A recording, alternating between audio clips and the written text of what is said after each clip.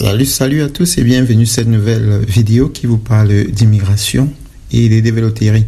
Alors comme vous le savez déjà, la développerie a été mise en pause et pour l'instant nous attendons encore que la DV 2027 soit lancée. Alors en attendant, je vais déjà commencer avec une série de présentations de différents visas américains. Alors dans cette série de vidéos, vous allez découvrir avec moi les différents visas américains parce qu'il n'y a pas que le visa DV Lottery qui est le visa le plus important. Il y a beaucoup d'autres visas que beaucoup d'entre vous devraient apprendre à connaître et qui pourraient vous aider à voyager aux États-Unis. Il y a plus d'une trentaine, plus d'une quarantaine, plus d'une cinquantaine de visas. Alors j'ai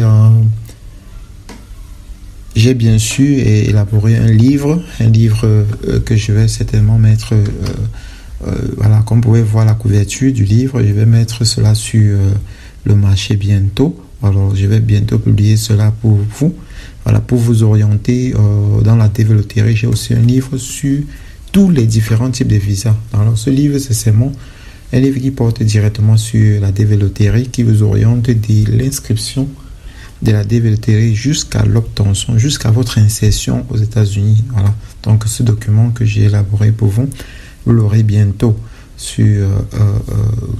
voilà. Donc j'ai aussi un autre document que je suis en train de travailler dessus qui concerne l'immigration en général aux États-Unis, voilà, dans tous les visas américains. Alors aujourd'hui nous allons parler du regroupement familial, un visa qui est un visa Green Card bien sûr, c'est-à-dire un visa qui vous donne l'accès à avoir la Green Card, être résident permanent aux États-Unis. Donc c'est un visa immigrant, voilà, ça fait partie des catégories des visas immigrants. Donc il n'y a pas que les visas DV Lottery qui sont des visas immigrants, non, il y a aussi des visas des regroupements familiaux. Alors le regroupement familial, comme vous pouvez le voir, c'est un visa qui est divisé, qui est de la catégorie des visas F. Alors il y a les visas F1, F2, F3, F4. Alors les F2, il y a les F2A et F2B. Alors les visas F2A, nous allons essayer d'expliquer tout cela dans la vidéo et voir ce que c'est. Voilà. Donc là déjà vous pouvez voir que la Green Card d'abord c'est quoi, parce qu'il y en a qui entendent Green Card, venez savoir ce qu'on appelle Green Card. Alors Green Card, comme son nom l'indique, pour une traduction simple, c'est la carte verte. Voilà. Donc carte verte simplement. Alors c'est un document officiel qui atteste du statut d'un résident permanent. Voilà. Un résident permanent, quelqu'un qui vit légalement sur le sol américain. Voilà. Donc c'est ça la carte verte. Alors pour cela vous permettre de vivre et de travailler aux États-Unis. Vivre et travailler aux États-Unis, d'échanger d'emploi librement comme vous voulez, de parrainer les membres de votre famille pour qu'ils puissent aussi venir aux États-Unis, de naturaliser. La naturalisation va entre 3 et 5 ans. Voilà. Donc lorsque vous avez eu la Green Card, pour devenir citoyen américain, il vous faut entre 3 et 5 ans pour être citoyen américain. Et vous pouvez être citoyen américain les premiers mois de votre arrivée aux États-Unis si vous entrez par exemple dans l'armée américaine. Lorsque vous intégrez l'armée américaine, avant même de signer à la signature de votre contrat, on vous demande déjà si vous êtes citoyen ou pas, parce que pour être dans l'armée, il faut être citoyen. Alors on vous commencez la procédure de la citoyenneté pour être citoyen américain. Voilà, donc ça vous permet d'avoir la citoyenneté en moins d'1 an. Voilà, en moins de 2 ans, vous êtes citoyen, au lieu d'attendre 5 ans, 3 ans ou 5 ans pour être citoyen américain. Et lorsque vous êtes citoyen américain, qu'est-ce qui se passe? Vous pouvez avoir un passeport américain. Alors lorsque vous avez un passeport américain, vous pouvez voyager dans plus d'une cinquantaine de pays sans passeport, sans visa autant pour moi. Voilà, donc ça, il y a l'avantage de ce passeport américain là lorsque vous êtes citoyen. Alors, la résidence permanente, vous pouvez résider légalement aux États-Unis sans limite, c'est-à-dire vous entrez, vous sortez comme vous voulez, vous vivez librement, comme tout citoyen américain. Dans le LPR que vous avez vu, c'est Lawful Permanent Resident. Lawful Permanent Residence, qui est un résident permanent légal. Voilà. Alors, le sigle officiel, c'est ça, le sigle officiel pour la Green Card. La naturalisation est possible, comme je l'ai déjà dit ici, donc après 3 ans, lorsque après 5 ans, si vous attendez, là, c'est-à-dire vous êtes sur le sol américain pendant 5 ans, lorsque vous avez la Green Card, alors oui, généralement lorsque vous avez la Green Card, vous êtes aux États-Unis, vous vivez aux États-Unis pendant 5 ans, sans sortir non pas que sans sortir, vous pouvez sortir du territoire, mais pas plus de 6 mois, Si vous devez faire plus de 6 mois, vous devez demander une permission express. Vous devez demander une permission, sinon vous n'allez plus rentrer sur le sol américain. Vous devez avoir une permission qui prolonge votre séjour à plus de 6 mois hors du territoire américain. Alors, dès que vous faites 5 ans sur le territoire américain, vous pouvez sortir aux entrées 1 mois, 2 mois hors de l'Amérique et vous revenez, vous allez recevoir la citoyenneté américaine, vous devenez citoyen américain. Ou alors, si vous êtes marié, vous vous mariez avec un Américain ou une Américaine de souche, alors vous pouvez obtenir la citoyenneté américaine en 3 ans. Voilà, donc ça, ce sont les conditions. Donc, vous pouvez demander aussi la nationalité. Donc là, vous pouvez demander la nationalité. Alors on dit ici là que, bon, par exemple, les immigrants, les visas immigrants Green Card sont exemptés des visas d'intégrité dont le coût est de $250. Donc, il y a aussi un autre visa qu'on appelle le visa intégrité. Donc, le coût de c'est $250. Mais bon, voilà. Ce qui nous intéresse aujourd'hui, c'est surtout le visa de regroupement familial. Alors, il y a 4 types de visas. 4 types de visas F. Donc, F1, F2, F3 et F4. Alors, le F2 est divisé en F2A et F2B. Et comme vous pouvez le voir déjà, le premier niveau déjà, on peut considérer ça comme le visa F1. Donc là, c'est intermédiaire. Intermédiaire, ce n'est pas ça nous intéresse pas trop pour l'instant. Je vais expliquer cela. C'est la même chose qui se trouve à F1 de ce côté. Voilà. Donc vous pouvez trouver que, par exemple, la F1, voilà. F1 ici, c'est le visa premier visa qui est le visa F1, qui n'est pas confondre avec le visa F1 qui est le visa étudiant, parce qu'il y a aussi un autre visa F1, le même visa F1 qui est le visa étudiant. Mais dans ce cas-ci, ce visa F1, c'est un visa pour les enfants célibataires des plus de 21 ans d'un citoyen américain. Par exemple, si vous êtes citoyen américain, c'est-à-dire que vous avez la nationalité. Vous avez déjà fait 5 ans aux États-Unis et on vous a donné le citizenship. Vous pouvez déjà faire monter aux États-Unis, vous pouvez faire monter aux États-Unis un enfant de plus de 21 ans qui est célibataire, c'est-à-dire qui n'est pas marié. Vous le faites monter aux États-Unis, ça c'est très possible. Et cela se fait à travers le visa F1. Et le délai peut aller de 5 ans à 8 ans. Donc le délai des procédures. Donc ça peut être moins de 5 ans, c'est possible. Ça va jusqu'à 8 ans. Donc c'est un délai un peu long et le délai varie en fonction des pays et du visa bulletin, parce qu'il y a ce qu'on appelle la priorité dans les visas bulletins. Ce n'est pas comme la Green Card où on suit le bulletin visa avec les case number, non. Ici c'est en fonction des priorités. Alors le visa F2, comme vous pouvez le voir, le visa F2, il y a le visa F2A qui concerne les conjoints, voilà, donc les conjoints plus les enfants qui sont âgés de moins de 21 ans. Donc, de quelqu'un qui a obtenu la Green Card. Donc, la personne qui est détenteur d'une Green Card, qui n'a pas encore la citoyenneté américaine, qui a juste la Green Card. Alors, la procédure pour faire monter un enfant qui a moins de 21 ans avec peut-être son épouse, c'est-à-dire vous avez votre femme qui est au pays et vous avez aussi votre enfant, vous devez le faire monter aux États-Unis. La procédure peut durer entre 2 ans et 3 ans. Et c'est normal parce que je connais qui ont fait environ 32 mois, 23 à 32 mois pour faire monter leur conjoint aux États-Unis. Donc c'est environ 3 ans. Pour faire monter un conjointe aux États-Unis. Donc et vous qui êtes aux États-Unis, vous êtes le parent. Alors vous parrainez la personne qui va venir.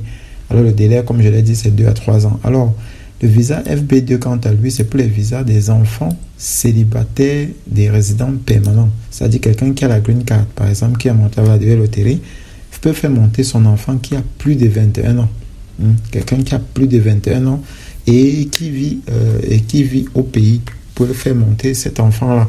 Et la procédure peut durer entre 8 et 10 ans. Donc, la procédure peut être un peu longue, mais finalement, certainement, vous allez avoir gain de cause.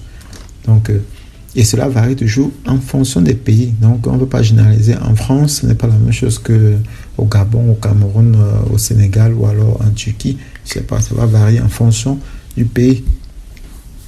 Alors, le troisième visa, qui est le visa F3, voilà, le visa F3 ici, c'est un visa pour les enfants mariés d'un citoyen américain. Alors, si vous avez un membre de la famille, c'est-à-dire peut-être votre père qui est aux États-Unis, et qui a déjà fait quelques années et qui est déjà citoyen américain, c'est-à-dire qui a reçu le citizenship.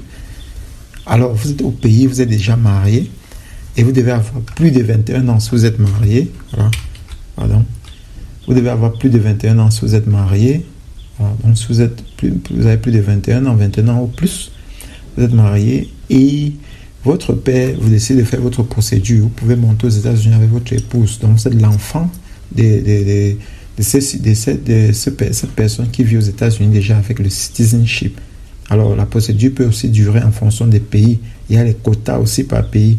La procédure peut durer entre 10 et 15 ans en fonction des pays, des quotas des pays. Donc, c'est une longue procédure où il faut attendre parce qu'il y a beaucoup de personnes sur la liste et généralement, c'est en fonction des priorités aussi.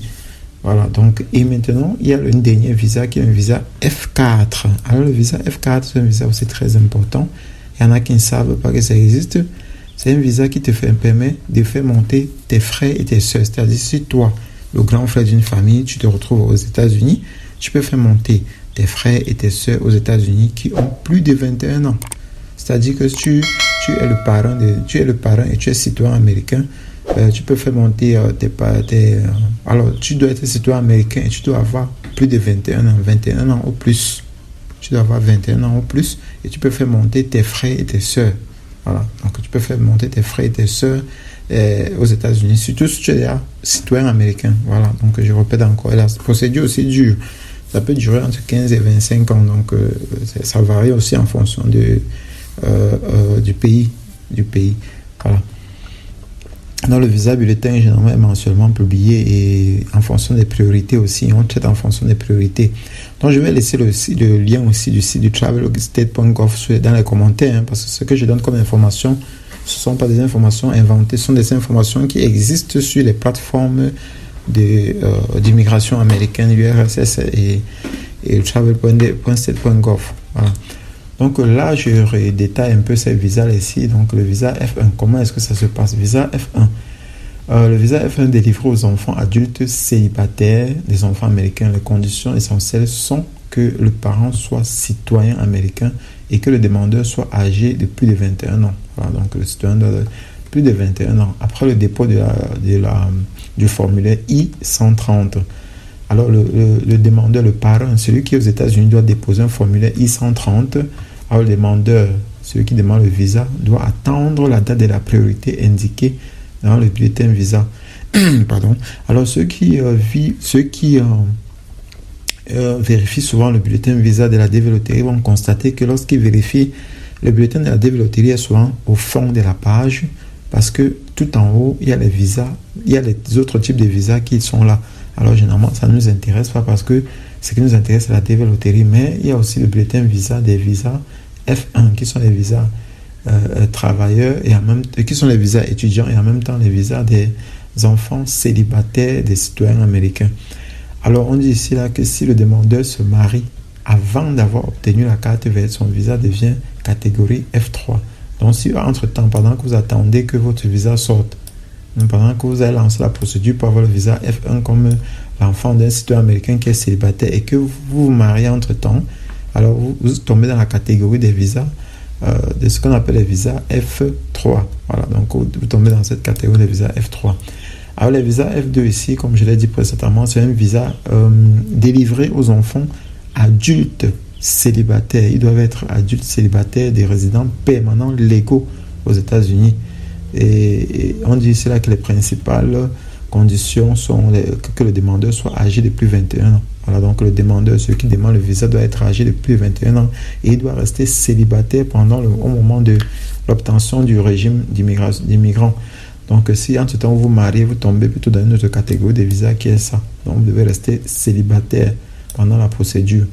Et au moment de l'obtention du visa, et la procédure comprend le dépôt du formulaire I-130, voilà, qui est très important, toujours comme ici aussi. Il y a le formulaire I-130 qu'il faut déposer à l'attente de la file, dans l'attente de la file d'attente, la tautologie, voilà, pour le visa et la confirmation du soutien financier du garant. Voilà, donc le garant doit aussi confirmer, celui qui vous reçoit doit vous fournir ce qu'on appelle l'avis d'avis au support pour montrer que il a assez d'argent dans son compte pour pouvoir vous prendre en charge.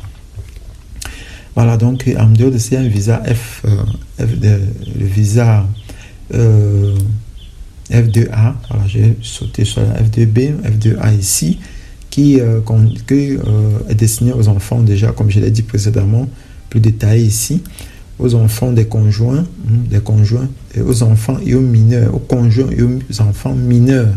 Voilà, donc ici c'est mieux expliqué, je l'explique mieux ici.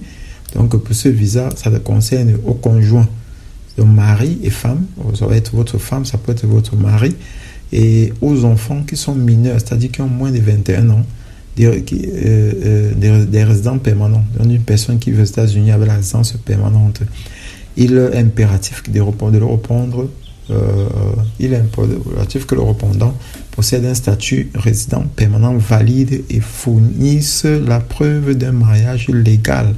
Donc vous devez être marié légalement. Donc vous devez avoir un acte de mariage, quelque chose qui prouve que vous avez épousé celui ou celle que vous voulez faire venir aux États-Unis. Alors, et après l'approbation du formulaire I-130 que vous avez envoyé comme précédemment dans les autres visas les visas F1 aussi, le demandeur doit effectuer les démarches consulaires pour remplir le formulaire DS260. Voilà, ceux qui de la DV Loterie doivent se reconnaître dans ça, la DS260. Alors, ce type de visa bénéficie également d'une limite d'attente plus courte, voilà, d'une limite d'attente, d'un délai d'attente ou d'une limite d'attente, voilà, un délai d'attente plus court que les autres visas familiaux. Et c'est normal, c'est un visa prioritaire parce que là, vous voulez faire venir aux États-Unis votre femme et vos enfants qui sont mineurs. Alors, c'est la priorité. Souvent, c'est plus prioritaire que de faire venir les enfants célibataires qui sont adultes. Les enfants célibataires adultes, ça dure plus. Alors que si vous voulez faire venir aux États-Unis votre femme et vos enfants, ça devient plus facile. Alors, le visa F3, comme je l'ai dit précédemment, c'est un visa qui est destiné aux enfants mariés et des citoyens américains.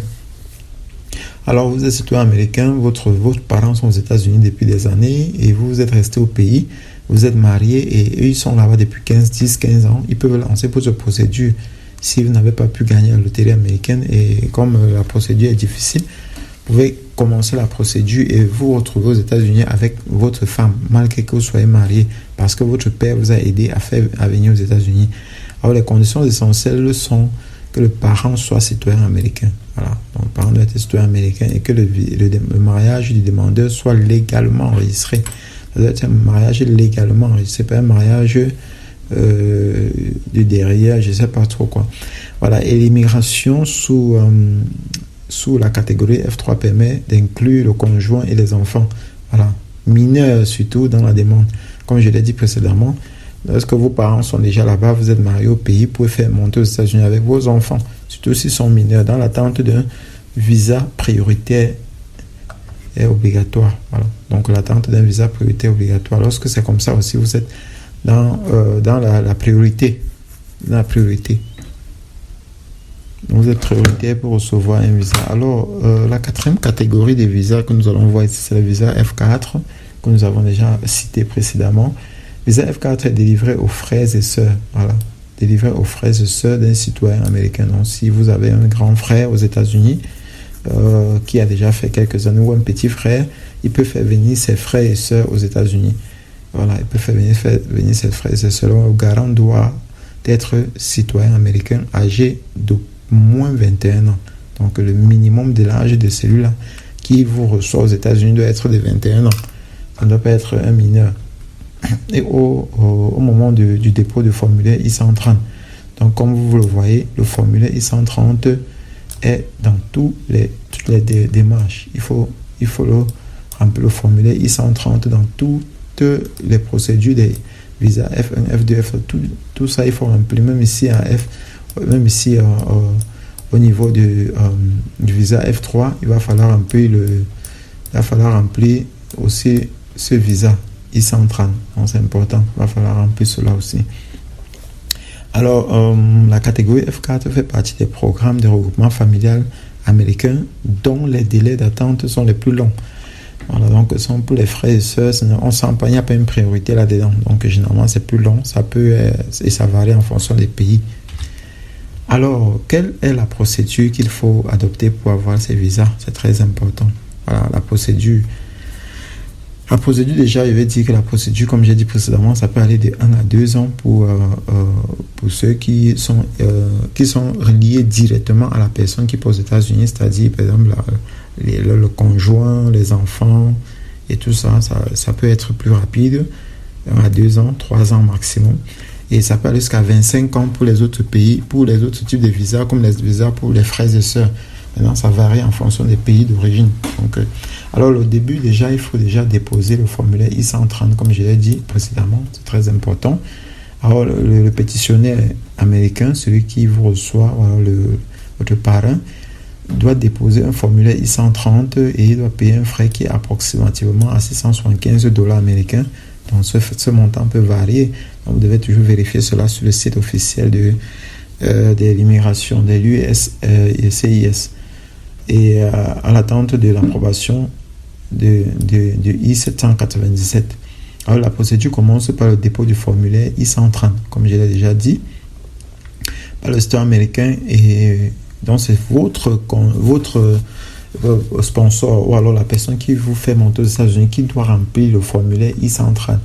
Et dans le cas échéant, vous pouvez contacter une agence d'immigration pour vous aider. Vous pouvez contacter des personnes pour vous aider dans la procédure. Vous pouvez contacter aussi un avocat d'immigration, un avocat spécialiste en immigration pour vous aider dans la procédure et ça sera à votre charge. Et alors, la personne va peut-être vous aider mieux. Bon, vous avez des questions, posez toujours dans les commentaires. Je vais certainement vous donner des réponses. Voilà, donc ça sont des conseils que je vous donne pour ceux d'entre vous qui peuvent. Voilà, donc celui déjà qui est aux États-Unis va vous remplir le formulaire I-130. Et lorsque la personne vous remplit le formulaire I-130, cette demande confirme le lien de parenté et établit la date de priorité qui détermine le rang du demandeur dans la file d'attente de votre visa. Voilà. Donc vous remplissez le formulaire, vous envoyez, vous soumettez, la personne va soumettre et maintenant vous allez vérifier de temps en temps sur le site pour le bulletin visa pour voir si vous êtes prioritaire. Alors si vous êtes prioritaire, vous pouvez aller pour recevoir pour votre interview. Alors la deuxième étape, une fois votre formulaire I-130 approuvé, parce que cela doit être approuvé, le demandeur doit attendre que sa date de priorité soit atteinte. Donc vous devez être current. Voilà, current, il n'y a pas ce E. Voilà, vous devez être current. Lorsque vous êtes current, dans le bulletin visa, le délai d'attente dépend aussi des catégories de visas, comme je l'ai dit précédemment, F1, F2, F3, F4, ça varie. Ce n'est pas le même délai. Donc, vous devez attendre patiemment. Et du pays aussi, de naissance du demandeur, ça dépend du pays où vous venez. Alors, il y a un troisième type de visa qui est ce qu'on appelle, troisième étape, qui est le transfert à NVC, au National Visa Center. Le National Visa Center, plus la DS-260. Donc, une fois la date de priorité atteinte, voilà, donc votre date de priorité atteinte, vous êtes current. Vous êtes current, c'est-à-dire que vous pouvez déjà avoir une interview. Le demandeur va soumettre alors une demande de visa d'immigrant DS-260, Voilà, va soumettre une demande de visa DS-260. Alors, comme ceux de la DV Lottery et en ligne, et payer les frais de $325 américains auprès du Centre national des visas en ligne. Cela se fait dans une procédure en ligne. À ce stade, il faut télécharger les documents attestant le lien de parenté, l'état civil, du respect des exigences de la législation d'immigration. Donc, il faut fournir tous les documents possibles pour justifier la procédure que vous voulez entamer. Et maintenant, la quatrième étape, c'est que vous devez rassembler tous les originaux et soumettre cela dans un formulaire qu'on appelle le I-864. Alors, un autre formulaire qu'on appelle I-864, qui est le formulaire David of Support. Affidavit of Support. Voilà. Affidavit of Support, qui, dans ces documents, les revenus de celui qui vous reçoit doivent être supérieurs ou égaux. Donc, les revenus doivent être supérieurs ou égaux à 125% du seuil de pauvreté. Voilà. 125% du seuil de pauvreté. Donc, si c'est en dessous de cela, il est possible qu'il y ait un refus. Donc, celui qui vous reçoit doit vérifier, doit se rassurer qu'il a assez d'argent, qu'il a des revenus qui soient au-dessus du seuil de pauvreté aux États-Unis. Alors, en 5e étape, c'est l'examen médical qui est obligatoire. Donc, vous devez visiter un médecin agréé. Et dans chaque pays déjà où il se joue la DV Loterie, il y a des médecins agréés pour les consultations ou alors pour faire des visites médicales. Au Cameroun, par exemple, il y a 2 hôpitaux, un à Douala et un à Yaoundé. Dans les pays comme le Togo, je crois qu'il y en a un. En Côte d'Ivoire, je crois qu'il doit y en avoir 2 et tout ça. Donc, vous consultez un médecin pour qu'il vous donne, pour faire des examens. Donc, avant l'entretien, le demandeur doit subir un examen médical auprès d'un médecin agréé. Le garant fournit des documents financiers attestant sa capacité à subvenir aux besoins des proches. Voilà. Donc, ça, c'est celui qui va vous recevoir et conditions obligatoires d'obtention de votre visa familial. Donc, lorsque vous avez fini votre examen médical, vous devez avoir tous les documents de votre sponsor avec vous, qui prouve que qui va pouvoir subvenir à vos besoins comme c'est aux États-Unis. Alors, maintenant, quand vous allez finir tout cela avec la visite médicale, vous allez avoir votre rendez-vous qui était programmé. Vous présentez tous les originaux et les copies à l'ambassade et vous répondez honnêtement aux questions avec une cohérence de nulle pareille. Donc, vous devez vous rendre aux États-Unis, vous devez vous rendre à l'ambassade pour l'interview. Donc, après avoir réussi l'entretien, si tout se passe bien, au consulat américain, alors le demandeur reçoit un visa d'immigrant. On vous donne un visa Green Card, donc un visa d'immigrant. Donc, quand vous allez arriver aux États-Unis, automatiquement, vous aurez 10 ans de vie aux États-Unis. Donc, vous aurez un Green Card de 10 ans. Et donc, le demandeur reçoit, une fois entré aux États-Unis, il obtient une carte verte. Donc, vous allez avoir la Green Card, la carte verte, grâce au parrainage de votre famille. Lui conférant, voilà, le droit de résider de façon permanente et d'y travailler. Alors, la dernière étape, c'est l'approbation de l'entrée aux États-Unis. Lorsque vous entrez aux États-Unis, il y a ce qu'on appelle la vignette immigration dans le passeport. Entrée aux États-Unis, la green card physique arrive par courrier. Voilà, donc quand vous arrivez aux États-Unis, on vous donne, vous déposez les enveloppes scellées qu'on va certainement vous donner à l'ambassade et vous arriverez aux États-Unis avec ces enveloppes scellées et vous allez mettre le nom de votre garant ou de votre parent et c'est là qu'on vous enverra votre green card. Lorsque vous recevrez votre green card, vous pouvez utiliser cela déjà pour vivre aux États-Unis comme un citoyen, sans problème. Voilà.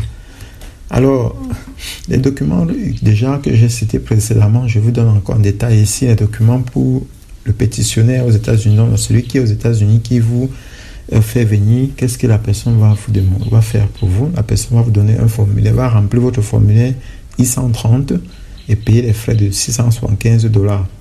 La personne remplit cela et la personne peut se faire aider par un avocat en charge d'immigration. Et vous-même pouvez le remplir.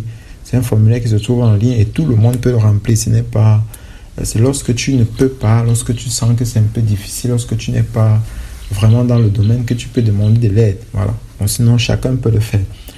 Et la preuve de citoyenneté, il faut que la personne des États-Unis prouve qu'elle est citoyenne américaine. Voilà. Donc, la personne doit prouver qu'elle est citoyenne américaine et la personne doit prouver qu'elle a un lien de familiarité avec vous. Donc, vous avez l'acte de naissance, l'acte de mariage et tout, c'est pour marier. Donc, il ne faut pas juste dire que je viens aux États-Unis alors que vous n'avez pas de document qui prouve que vous avez un lien avec cette personne-là. Et vous devez photocopier tous vos documents et envoyer à votre bénéficiaire, à celui qui monte aux États-Unis ou qui vient aux États-Unis derrière vous. Alors, le document financier de la personne, toujours de la personne qui se trouve aux États-Unis, le Affidavit of Support, qui est le I-864, doit être envoyé. Vous devez, les 3 dernières déclarations fiscales du pétitionnaire, vous devez imprimer aussi vos 3 dernières déclarations fiscales pour montrer que vous payez vos impôts aux États-Unis. Et aussi la fiche des salaires récentes. La fiche des salaires récentes plus la lettre des employeurs.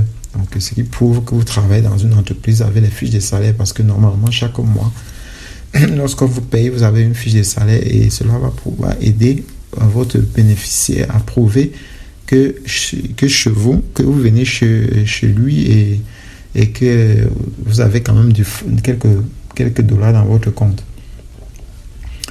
Alors, le bénéficiaire, qu'est-ce que le bénéficiaire doit avoir? Le bénéficiaire doit avoir un passeport valide de plus de 6 mois. Plus ou égal à 6 mois après la date prévue d'entrée aux États-Unis. Donc, il ne faut pas avoir un passeport de moins de 6 mois. Et il faut avoir des photos conformes à la norme des États-Unis, fond blanc et tout ça, 600 par 600. Et vous devez remplir le formulaire DS260, comme nous avons souligné précédemment, et imprimer le code barre.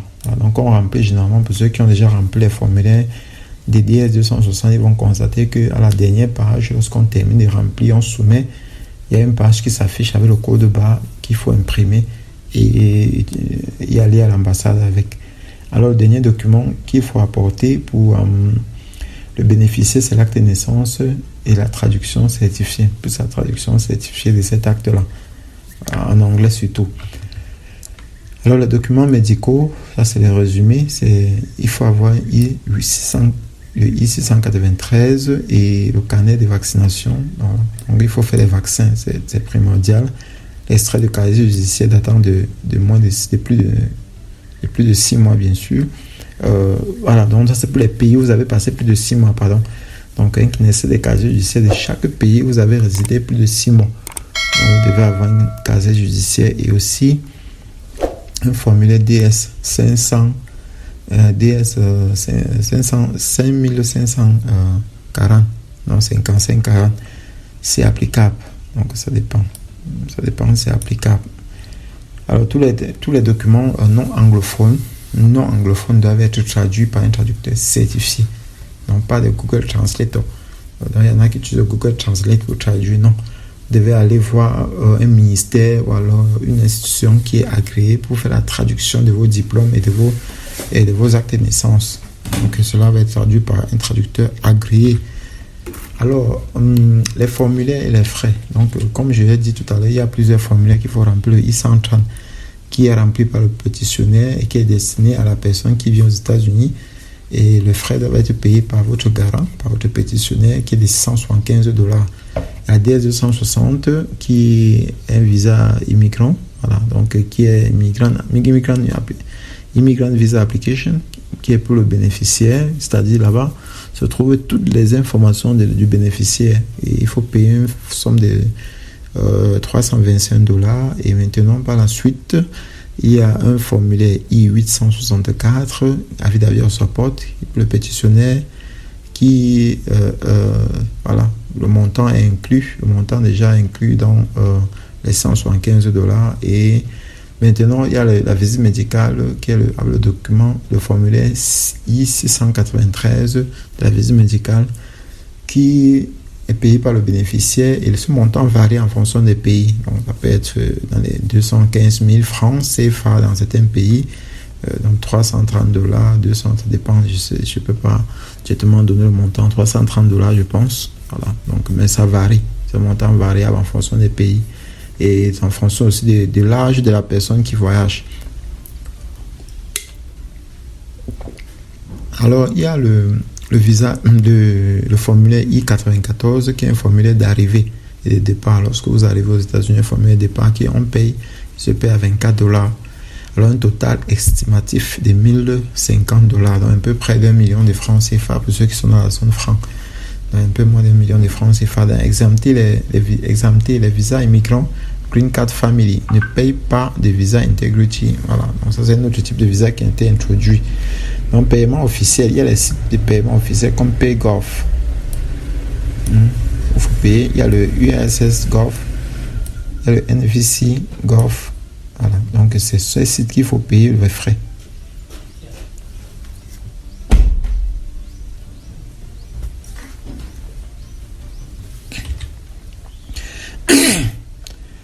Alors, à l'entretien consulaire, c'est qu'il faut éviter les erreurs, éviter la préparation.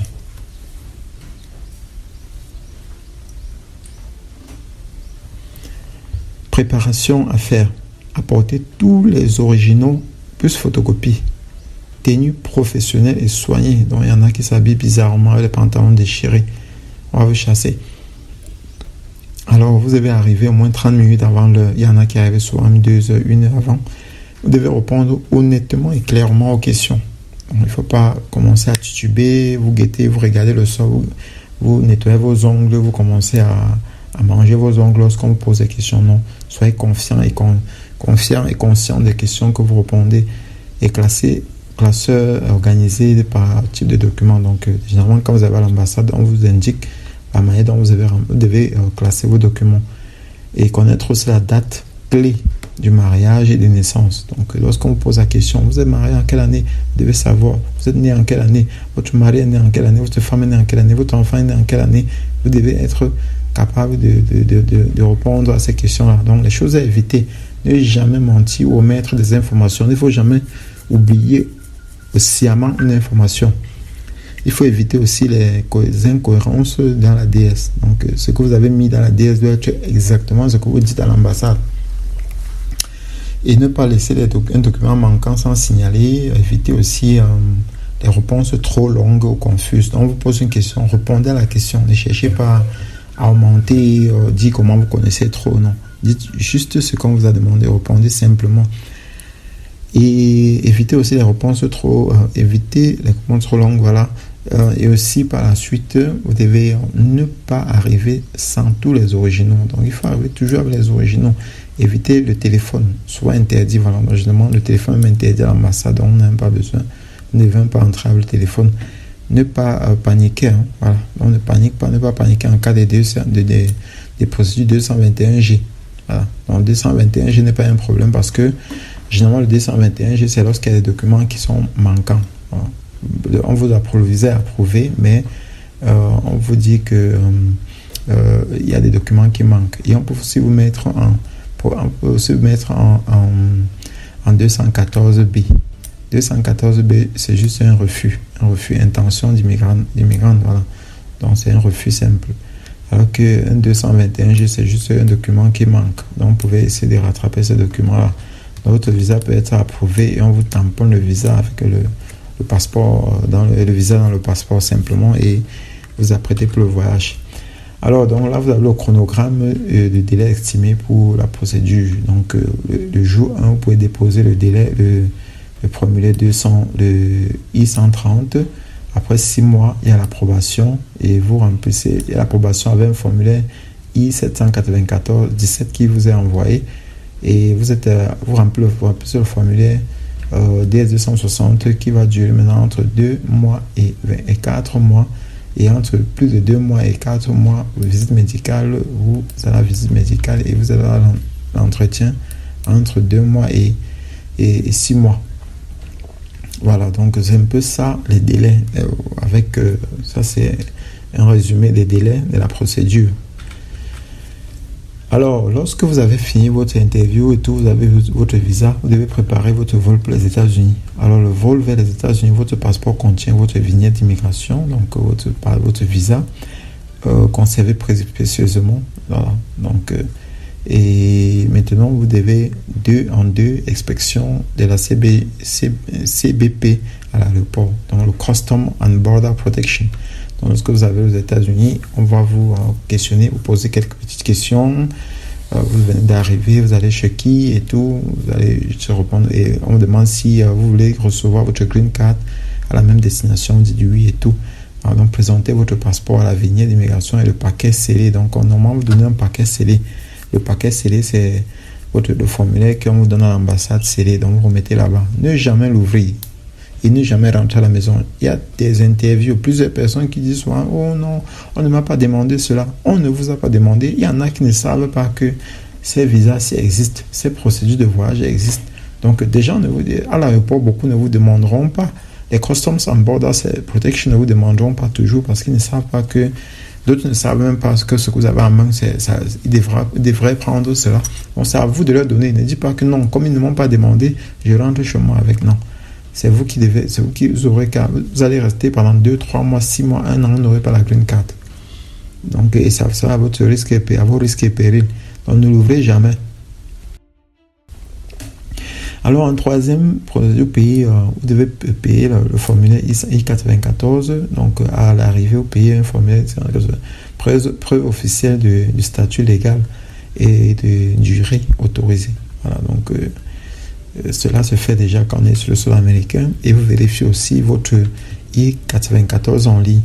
Donc dans les 24, vérifiez I-94, cela va certainement refléter sur votre formulaire en ligne. La durée prévaut, la durée des I-94 prévaut sur la vignette du visa. Voilà. Alors la cinquième étape, c'est la réception de la green card. Donc lorsque vous avez fini tout avec la procédure à l'aéroport, vous arrivez à la maison. Après, dans les semaines, les mois qui viennent, dans les semaines, les mois qui suivent, vous devez recevoir une green card valide pour 10 ans. Voilà, une green card valide pour 10 ans. Donc il vous permet de vivre aux États-Unis pendant une dizaine d'années. Et l'obligation annuelle maintenant, maintenir résidentiel principal aux États-Unis, demander un re-entry permit. Voilà, c'est ce que je disais tout à l'heure précédemment, que lorsque vous sortez des États-Unis par plus de 6 mois, vous devez demander un re-entry permit si vous êtes absent de plus de 6 mois aux États-Unis. Sinon, vous n'aurez plus d'autorisation d'entrée. Vous allez encore recommencer la procédure d'immigration à zéro. Alors, le dépôt des impôts et tout ça, chaque année. Donc, ça, c'est les choses qu'il faut faire aux États-Unis. Donc, si vous devez sortir pendant plus de 6 mois des États-Unis, vous devez demander un re-entry permit. Et vous devez aussi payer vos impôts aux États-Unis chaque année. Sinon, vous serez certainement foutu en prison parce que vous ne payez pas les impôts. Alors, très important, le respect rigoureux de chaque étape de la procédure d'immigration et de la préparation adéquate des documents relatifs aux liens familiaux augmente considérablement les chances d'obtention d'un visa familier de catégorie F. Alors, les catégories F1, F2, A, F2B, F3 et F4 permettent aux demandeurs de rejoindre leur famille aux États-Unis et d'obtenir une carte verte grâce au parrainage familial, à condition que le formulaire I-130 soit dûment rempli, que la priorité définie dans le bulletin des visas soit respectée et que le formulaire DS-260 soit dûment complété. Voilà, donc c'est très important. Alors là, c'est juste en fait un résumé de tout ce que nous avons expliqué. Voilà, donc je vous remercie déjà, beaucoup d'entre vous qui avez regardé cette vidéo jusqu'à ce moment. S'il y en a qui ont des questions, des commentaires, vous pouvez poser. Je vais mettre ce document que je viens de vous présenter dans les commandes. Je vais mettre ça en ligne. Je vais certainement mettre le lien dans la description pour ceux d'entre vous qui aimeraient télécharger pour pouvoir lire cela calmement et suivre les procédures. Mais je vous conseille toujours d'aller sur les sites officiels pour avoir encore plus d'informations, parce que ce que je donne ici, c'est un résumé de ce qui se fait. Un résumé, certes détaillé, mais un résumé de ce qui se fait. Voilà les sites officiels. Vous pouvez consulter tout ce que j'ai présenté ici. Donc, vous avez le travel.state.gov, vous avez le USCIS.gov, vous avez le NVC.state.gov, et vous avez aussi ce site qui est le i95cb.cbp.dhs.gov. Voilà. Donc, merci d'avoir regardé cette vidéo. Abonnez-vous pour les prochaines vidéos.